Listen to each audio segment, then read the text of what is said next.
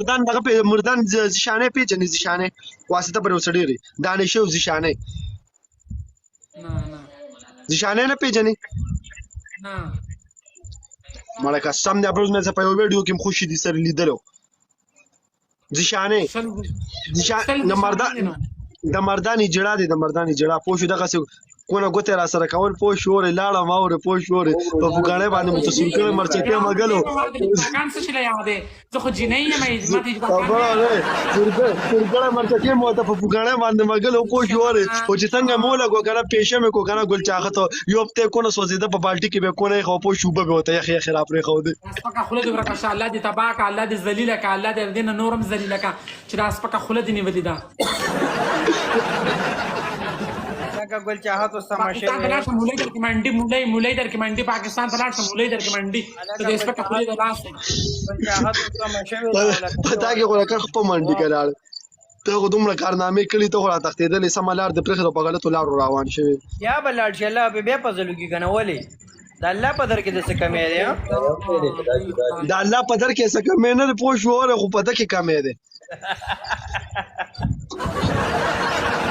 پالتا ایساکا اتانه دی ولې د کلی صبرېږي خو کو نه صبرېږي یا غشه دی دې کا جنون دې کا چلونه دې کا سی روزونه بلان کې ګره دې په کسي خو چې دا خپل جوابونه زه یو خپل انسان ته ورکم نه هغه په عمل وکړي ته خو یو سپیس اړې او هر وخت کنځل کې او د خلینو د غول غشان دوړيږي نه تاسو سپیم دا انسان ته کو نه درنه خو غاپا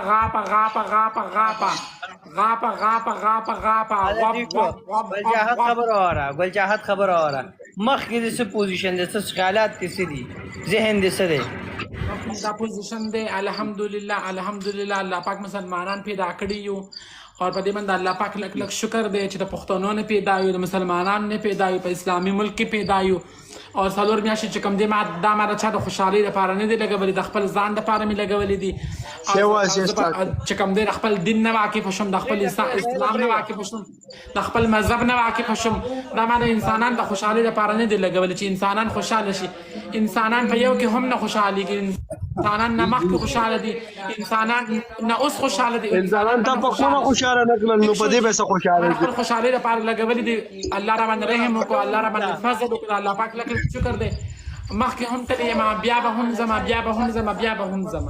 دا ګډ زبردست کوشش وکړه یا چې کوم ګوره کم لار ته الله پاک ځان ته وبللې کنه کوشش وکړه دوباره یا ټرای وکړه څومره وونه چې دي کنه خدا خدای چې کوم دي خلک صرف خبرې کوي چې ماته څه لپاره ویډیو کړی دا چې کوم دې زړه ډېر پیسو عادت یې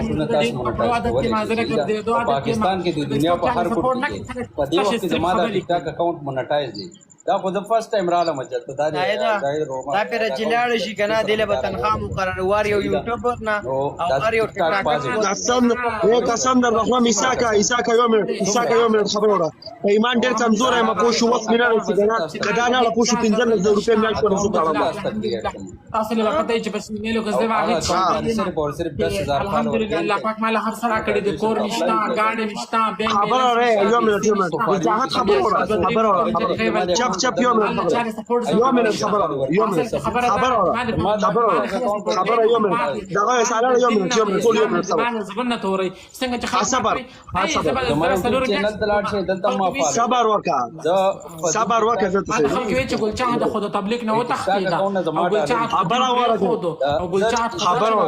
خدا دا میرانو نه وتښتید تبلیغ نه تښتید خبره ورته ډېر لو یو منټ ګل خبر وای زید یو منټ ټول یو منټ تاول کلام ایساکا تاول کلام پوه شو چې ګل چاحت له ترخه تړو کنه